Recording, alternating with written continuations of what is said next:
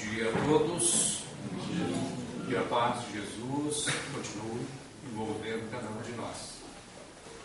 Manhã de domingo, e nós viemos aqui hoje para falar sobre o tema mágoa. Poderíamos falar sobre a alegria, né? Talvez fosse aparentemente mais propício para esta manhã ensolarada, uma temperatura, podemos dizer que até bastante agradável. Mas nós precisamos também tocar, vez ou outra, nessas temáticas que falam sobre as nossas dores. Por quê?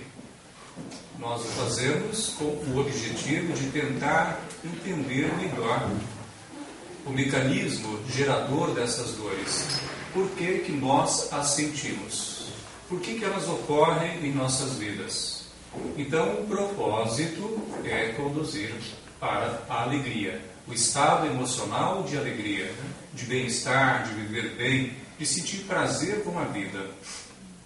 Então, nós temos que percorrer, às vezes, caminhos sinuosos, pedregosos, para compreender melhor a importância da alegria, do prazer, do amor, enfim, dos sentimentos elevados em nossas vidas. Se percorrêssemos sempre o caminho do amor, nós, obviamente, estaríamos sempre a braços com a felicidade.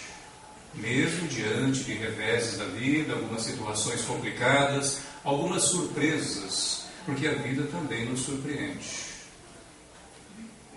A doutrina nos diz que nós só nos sentimos infelizes quando nos afastamos da lei de amor. Isso é verdade, nós podemos, avaliando nossas vidas, ir percebendo e concluindo a realidade disso. Sempre que nos deixamos envolver por sentimentos de orgulho ou de pouca humildade, né? De vaidade, de egoísmo, nas suas múltiplas manifestações, nós nos deparamos com estados emocionais de desequilíbrio. Desequilíbrio íntimo, que se propaga, que se manifesta no nosso comportamento, atingindo nossos entes queridos, às vezes as pessoas a quem mais devemos o amor. Pessoas pelas quais somos extremamente beneficiados, que muitas vezes já utilizaram de paciência, de tolerância e de compreensão para conosco. Então vejam bem, nós podemos muitas vezes, numa análise de nós mesmos, chegar a algumas conclusões e perceber que muitas vezes estamos ainda muito distantes da vivência amorosa. Isso não deve nos conduzir a um sentimento de culpa, até porque o sentimento de culpa não nos conduz para frente, ele não nos impulsiona. Existem sentimentos que nós consideramos negativos, mas que eles acabam sendo impulsionadores do nosso comportamento. A própria raiva, às vezes por raiva a pessoa faz alguma coisa, quase que uma vingança, não? Então eu vou mostrar que eu sou capaz, que eu posso e vou à frente. Mas sentimentos como culpa, vergonha, principalmente esses dois, eles nos imobilizam diante da vida. Eles não nos levam avante. Eles não têm em si nenhum potencial gerador de ação ou de reação diante das experiências vividas. E o pior, o sentimento de culpa acaba se tornando, segundo Joana de Ângeles, numa autopunição. E aí nós nos comprazemos, às vezes inconscientemente, naquela postura. Errei, mereço, né, passar por isso. Mas não é a postura saudável. A postura saudável, nós sabemos, é aquela em que nós avaliamos, analisamos as nossas atitudes, os comportamentos, mesmo aqueles comportamentos que nós consideramos falhos, à luz do cristianismo, à luz da nossa doutrina, e então, mediante a nossa análise sincera de nós mesmos e a partir do nosso comportamento, nós percebemos que há algo a mudar, que há algo a fazer, a ser transformado em nossa natureza. Mais especificamente no plano moral. Já que nós não fazemos, às vezes, muitas avaliações a nível intelectual. Ou fazemos? Talvez façamos também, né? Talvez a gente até gaste mais tempo fazendo autoavaliação a nível intelectual, sobre conhecimento, habilidades, o que eu sei, o que eu não sei, o que eu preciso aprender, né? O que eu deveria aprender para ter melhores resultados na minha vida. Muitas vezes ela se fixa muito no conhecimento. Mas vamos pensar que ao lado do campo intelectual deve caminhar também a moralidade, o avanço moral. Aquele que nos coloca em contato com as outras pessoas e nos propicia relacionamentos maduros, amadurecidos, produtivos para nós, para o outro, para nós individualmente, também para os nossos grupos familiares, religiosos, políticos, culturais, de qualquer natureza. À medida que eu avanço, eu promovo o avanço daqueles que estão ao meu derredor. É a lei, porque eu me manifesto, mesmo que seja um trabalho inconsciente. Eu estarei me projetando na vida dos outros e fazendo parte da vida dos outros, tanto quanto os outros também fazem parte da minha vida e de mim. Então nós carregamos, através dos nossos convívios, um pouco dos outros em nós, nos nossos destinos. Igualmente, as outras pessoas também sempre levam um pouco de nós em si, em suas vidas, em seus destinos. É algo bem interessante de se pensar, essa integração. Isso jamais é perdido, nós sabemos disso. Essa convivência, ela cria raízes profundas, por vezes, que se propagam no tempo, além da vida, desta vida, passando para outras vidas, através de novos encontros ou reencontros. Nós abordamos recentemente aqui, acho que se não me engano, na última exposição, a questão das simpatias, antipatias, aversões. Alguns que estão presentes estavam e se recordam da importância desse tema das simpatias e antipatias em nossas vidas, promovendo atração ou repulsão em nossos convívios. Nós vamos falar um pouquinho hoje sobre a mágoa, para compreender melhor esse tema, talvez, essa é a nossa proposta. Nós vamos recordar aquilo que Jesus um dia nos disse, que nós podemos conhecer uma árvore através dos seus frutos. Parece tão pueril, tão simples, né? Tão infantil, Jesus, com toda a sua sabedoria, dizer isso. Mas a sabedoria está justamente na simplicidade, no saber usar a coisa simples para passar às vezes algo tão profundo. Isto foi anotado pelos apóstolos Lucas e Mateus. E está no capítulo 20, abrindo exatamente o capítulo 21 do Evangelho segundo o Espiritismo, quando fala sobre os falsos profetas. Então vejam bem, quando Jesus estava nos propondo isto, ele estava nos chamando a atenção para o quê? Para a necessidade de nós nos conhecermos, para a necessidade de nós também identificarmos melhor o outro, o que convive conosco, seja um indivíduo, seja um agrupamento. Para quê? Para que se estabeleça um relacionamento melhor, mais produtivo, mais saudável. Mas dizia ele, né, que a boa árvore dá bons frutos e a má, maus frutos. Que estejamos, portanto, atentos ao que é cada um através do seu comportamento. Por vezes nós queremos esperar bons comportamentos de pessoas que não estão preparadas para isso. Muitas vezes nos iludimos, temos severos prejuízos em nossas vidas por uma excessiva confiança depositada em alguém que ainda não está em condições de manifestar toda essa confiança. Então esta lei, podemos colocar quase como uma lei, né, no plano das nossas convivências, ela nos ajuda no nosso autoconhecimento e no conhecimento do outro, para que possamos viver melhor. Ney Prieto Pérez, companheiro nosso de São Paulo, no livro Manual Prático do Espírita, nos apresenta algumas possibilidades, alguns caminhos para o nosso autoconhecimento. Um deles, diz ele, é o do convívio de cada dia de nossas vidas.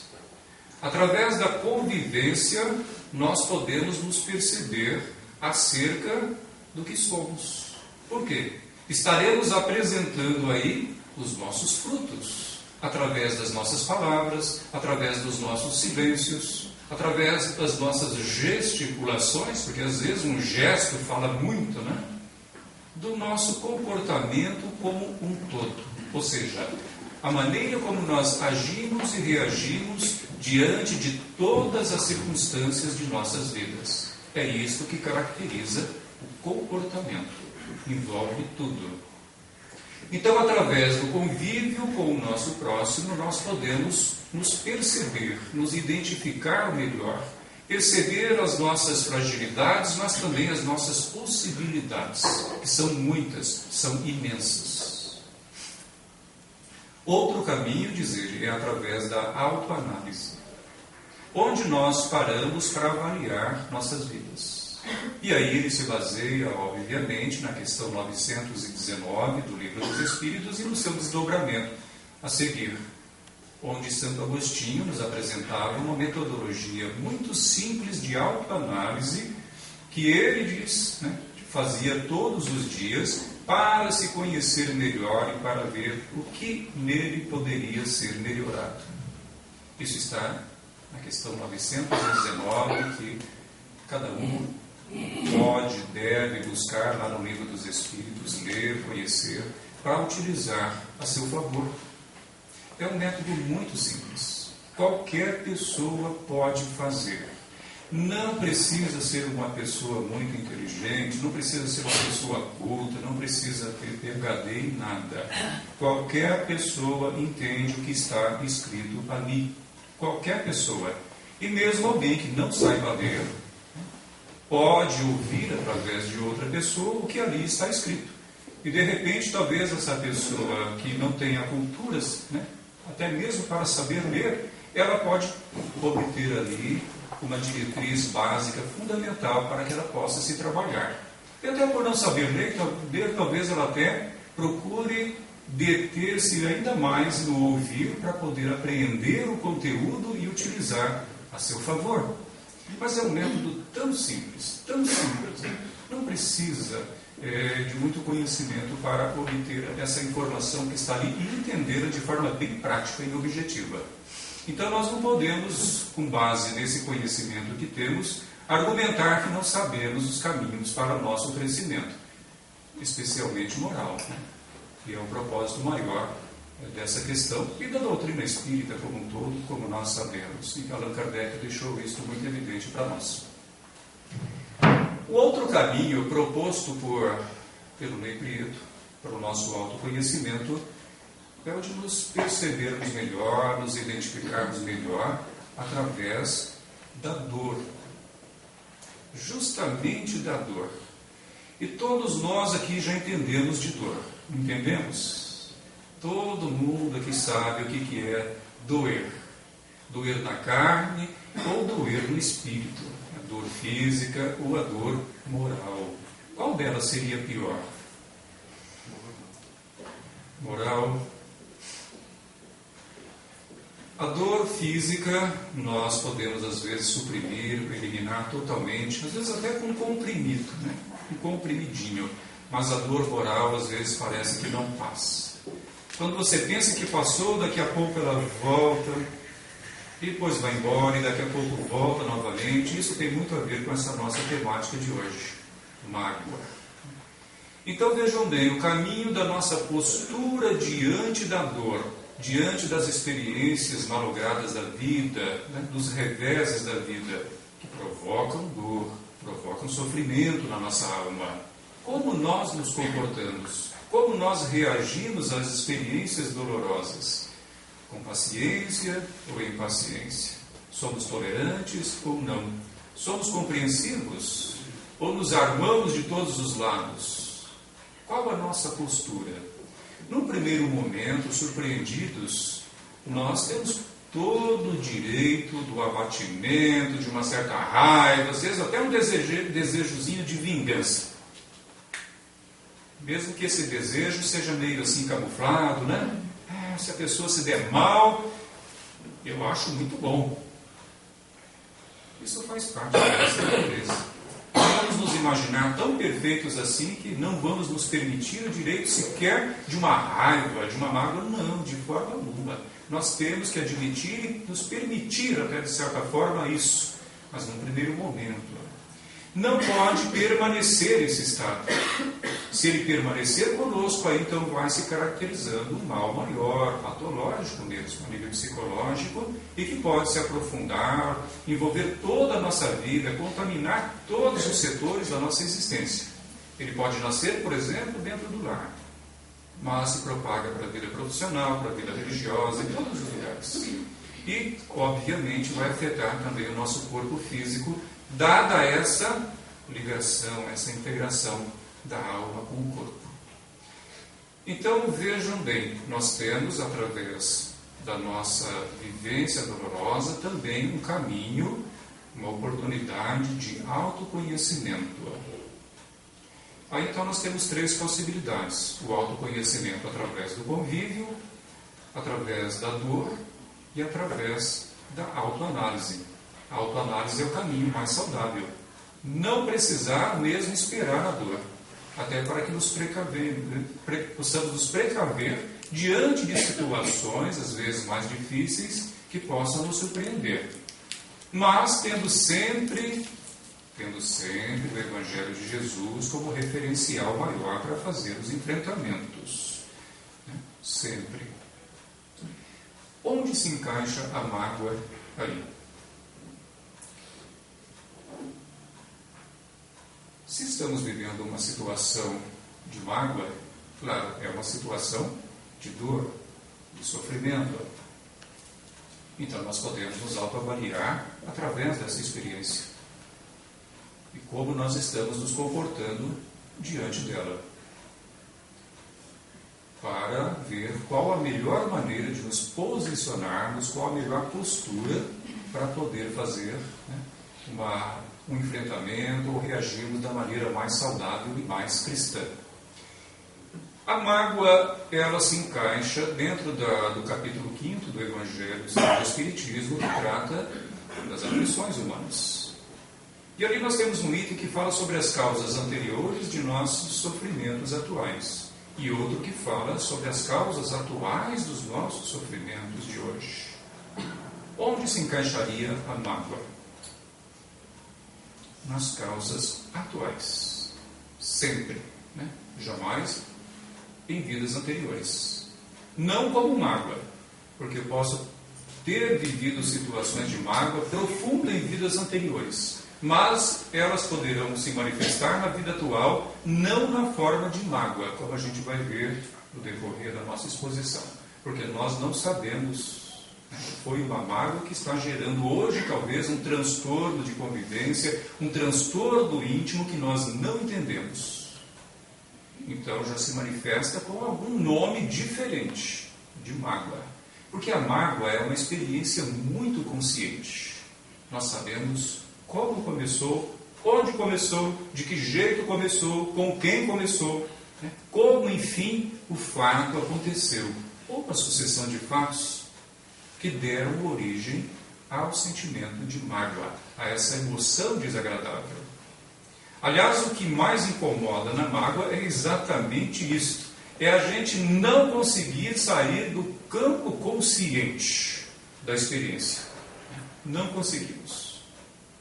E isso torna-se um verdadeiro martírio para nós, para o nosso ser espiritual, que foi criado para o quê? Para a felicidade. E, portanto, a mágoa se torna uma experiência extremamente incômoda.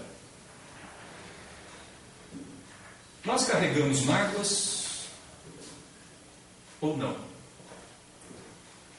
Dr. Fred Luskin, americano, no seu livro O Poder do Perdão, nos apresenta 3 perguntas a serem respondidas por nós, de forma positiva ou negativa, sim ou não, para que nós possamos perceber se nós estamos carregando mágoa ou mágoas. Se nós respondermos positivamente às 3 perguntas, então nós temos mágoa. A primeira pergunta é a seguinte: eu sofri alguma afronta algum prejuízo, algum desprezo, alguma traição, algum prejuízo de qualquer natureza que me deixou numa situação difícil, ainda hoje, eu estou sofrendo em função disso? Essa é a primeira pergunta a ser respondida. Sim ou não? Se eu responder que sim, e é muito natural que a gente tenha passado por alguns reveses na vida, mas isso não quer dizer que eu já esteja magoado. Não, de forma alguma. A segunda pergunta: eu culpo o autor dessa afronta, desse prejuízo, pelo que eu estou sentindo ou pelo que eu estou passando? Sim ou não? Se eu responder positivamente, ainda aí não se caracteriza a mágoa. Porque, obviamente, seres racionais que somos, nós passamos por reveses na vida e podemos perfeitamente identificar o autor desse revés, desse sofrimento em nossas vidas. Mas isso não quer dizer que eu esteja magoado. A mágoa vai se concretizar se nós respondermos positivamente a terceira pergunta. Eu tenho uma história a respeito desta experiência? Vamos explicar. O que é esta história? É aquela lembrança que não sai da cabeça. E a gente rumina, comenta aqui, comenta ali, passa um mês, 2 meses, e a gente pensa que já foi embora, daí a pouco já está voltando de novo, e a gente não consegue, fica ruminando, ou seja, fica revendo aquela história seguidas vezes. É o ressentimento. Ou seja, a gente sentiu quando viveu e passa a ressentir, ou seja, sentir de novo, seguidas vezes, quando ela volta ao nosso campo consciente, à nossa mente, nos perturbando de novo, como se ela estivesse sendo vivida novamente. E até o nosso corpo, que está assim com o nosso espírito, se ressente disso. Cada vez que a gente ressente dentro de nós a experiência, ele reage no plano endócrino, nervoso, circulatório, muscular, atinge todo o nosso departamento orgânico, de cima e embaixo.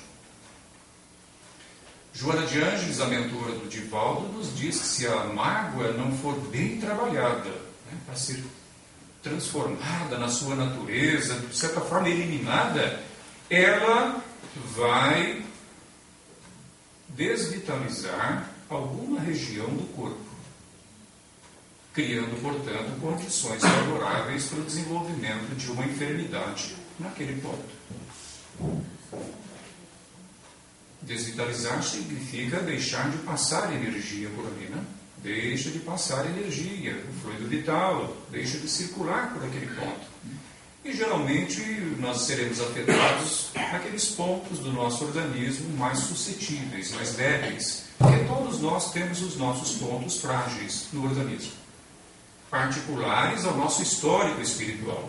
Eles já são reflexo da nossa história espiritual de milênios e milênios. Por isso que um sente o problema no fígado, o outro no intestino, outro já no joelho, na coluna. Cada um tem as suas fragilidades. E esses estados emocionais negativos, quando são sustentados por longo tempo, eles têm esse poder, de ativar, de afetar essas regiões do nosso corpo, já mais fragilizadas. Ou, de repente, até pode se fragilizar uma outra. No estudo através da internet, esta semana, inclusive, o nosso companheiro Alexandre, aqui de Rolândia, com quem já aprendi muita coisa, ele estava nos falando que, numa sessão mediúnica, o próprio espírito, ou espíritos obsessores, falou para eles sobre uma das formas que eles utilizam para provocar o surgimento do câncer. E eles disseram que eles focalizam um determinado ponto do organismo, talvez espiritual ou orgânico, ou ambos, do ser humano encarnado, que eles visam, e procuram desvitalizar aquele ponto. Desvitalizar, para que as células morram. Vai morrendo as células. E as poucas que vão sobrando depois, desordenadamente, se multiplicam para ocupar aquele espaço. E nessa multiplicação desordenada, nós já temos o próprio processo cancerígeno, que é caracterizado por isto, como nós sabemos. Então vejam a importância, a delicadeza da vida moral, da nossa sinceridade em cuidarmos de nós. Antes de tudo, de nós. Quase que egoisticamente de nós. Porque nós não podemos transformar o outro, a não ser pelo exemplo. Né?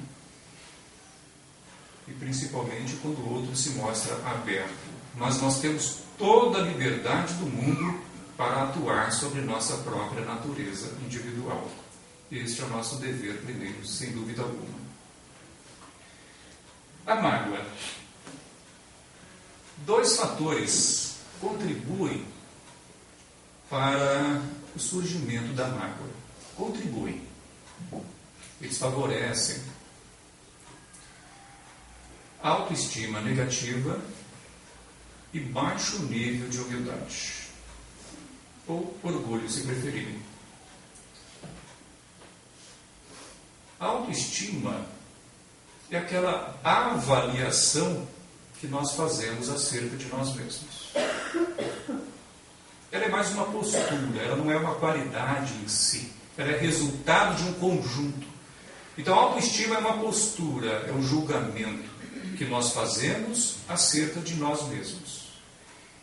E nós podemos nos julgar, nos avaliar como pessoas competentes, capazes, pessoas de valor.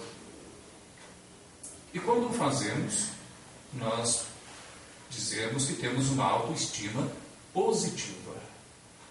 Isto é ótimo. Né? Costuma-se dizer que a autoestima é o sistema imunológico da alma. E é real. Agora, se nós fazemos uma autoavaliação negativa, nós temos o contrário. Me sinto para baixo, não sou capaz, isso ainda não é para mim, não tenho competência, não tenho muito valor, não vou fazer diferença lá, ninguém vai sentir minha falta. Essa é a postura característica da baixa autoestima ou do complexo de inferioridade. Aí eu me mostro mais suscetível, nessa condição, de me abalar e de me magoar com as experiências duras da vida. Duras não quer dizer um grande acontecimento. Às vezes pode ser uma palavrinha, um olhar, né, que já parece uma desfeita, um desprezo. Se a autoestima está muito embaixo, é o bastante, às vezes, para já se instalar uma mágoa ali. Mas a baixa humildade também contribui decisivamente. Talvez até muito mais. Quanto maior o orgulho ou quanto menor a humildade, mais suscetível eu me torno de me ferir, de me machucar nas minhas convivências. O sistema imunológico, que tem na humildade um fator fundamental, está muito baixo. Pouca resistência. E aí, então, no convívio podem surgir as experiências que provoquem o surgimento da mágoa em minha alma. E às vezes o outro não teve intenção nenhuma. O problema é meu. Está claro, gente? Eu me recordo de uma amiga. Eu a conheço desde 76, 77, quando mudei para Londrina. E alguns anos atrás eu me encontrei com ela, de repente, casualmente na rua, e ela veio brava comigo porque disse que ela estava num determinado lugar da cidade, em Londrina, e eu olhei para ela e não cumprimentei, passei, e ela estava maluca da vida. Eu falei, olha, eu não te vi, então. Eu posso ter olhado para o teu lado, mas no meio da rua, o movimento, eu não vi realmente, porque eu jamais deixaria de te cumprimentar. Você é uma pessoa muito querida, e é mesmo, né?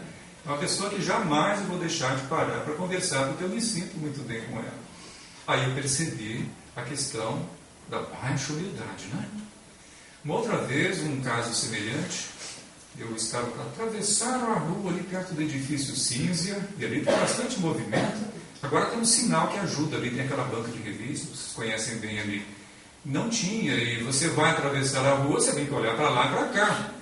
E essa, uma amiga, não era tão uma amiga assim, uma pessoa que eu conhecia de uma empresa, e ela vinha atravessando a rua e eu ia. Então a gente tinha que cruzar no meio da rua, mas de repente eu olhei para a esquerda da cabeça e não vi um carro, e nisso ela já tinha passado.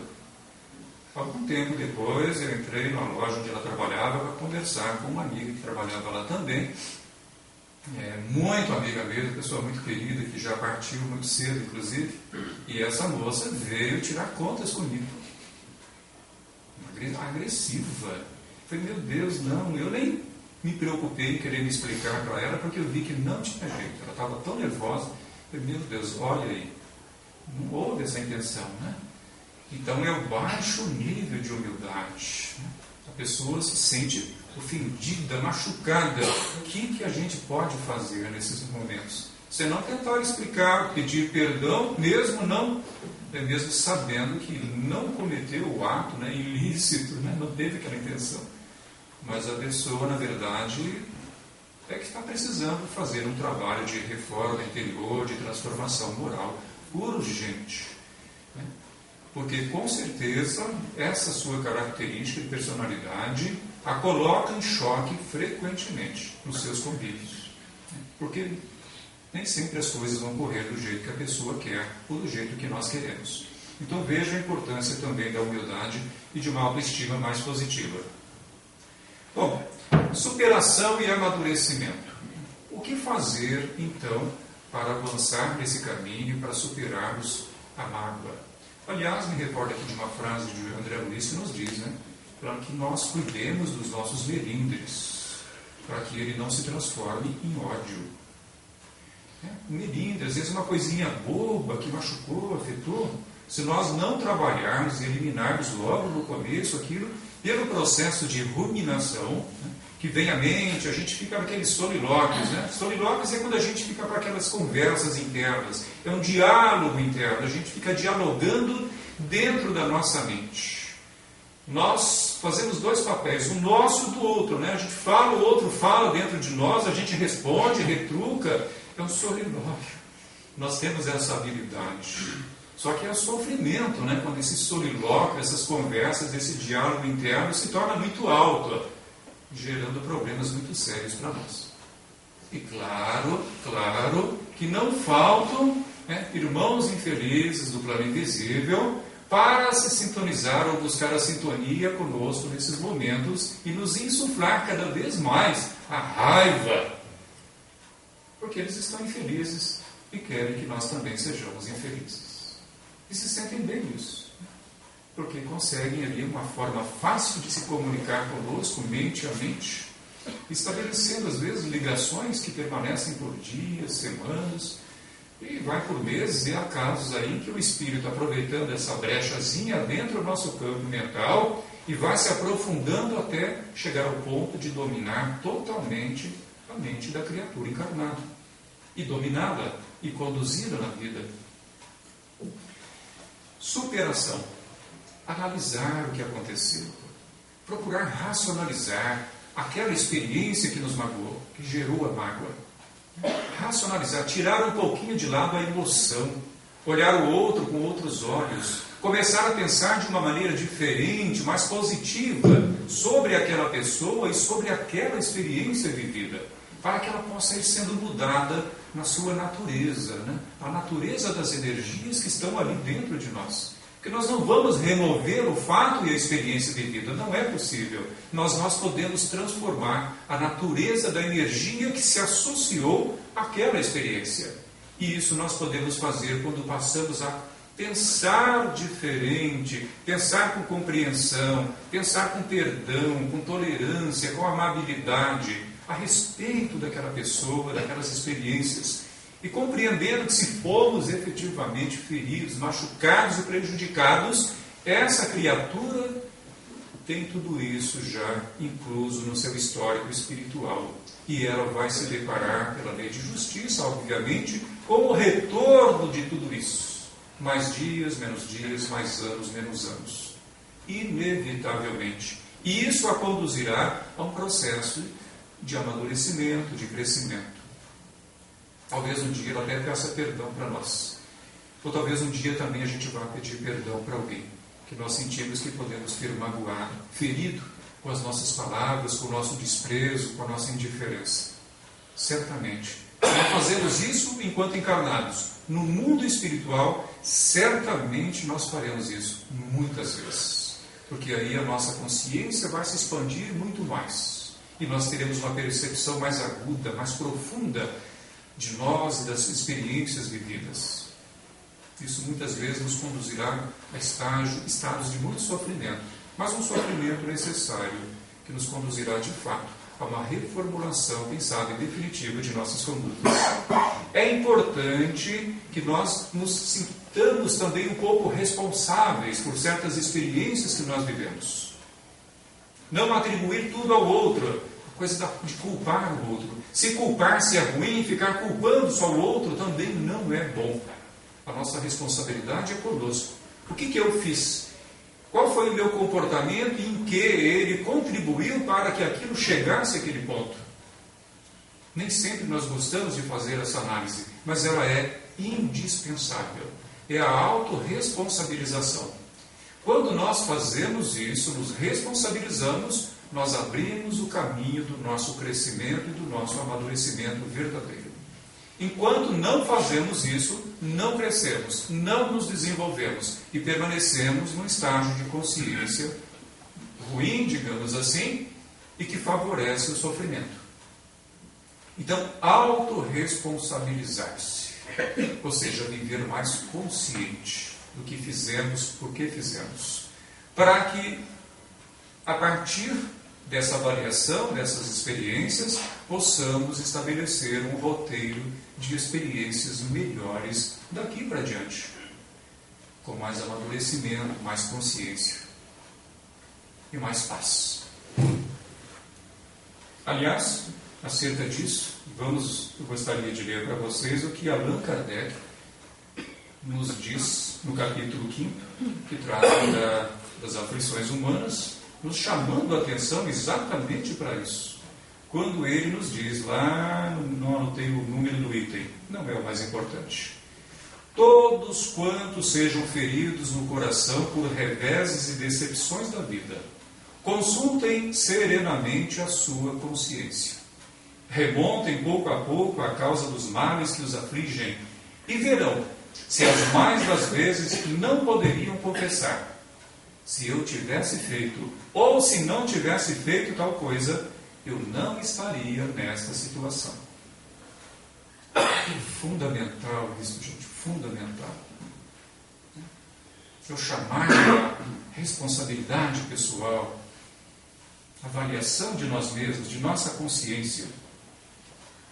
A partir daí, sim, nós podemos estabelecer um roteiro muito mais saudável de crescimento para nós, nos libertando do peso do passado e abrindo caminhos para uma vida muito mais saudável, muito mais agradável, consciente. Não quer dizer que não teremos problemas, que não teremos reveses, que não teremos decepções, mas estaremos muito mais fortalecidos, muito mais preparados para viver melhor os nossos relacionamentos, todos os nossos convívios. E claro, vamos recordar sempre o que nos propõe Jesus. A vivência de humildade, a vivência de amor, de caridade, de desprendimento, como caminhos, como princípios fundamentais para que esta vivência mais luminosa se faça em nossas vidas e sejamos verdadeiramente felizes. Que Deus nos abençoe e muita paz a todos.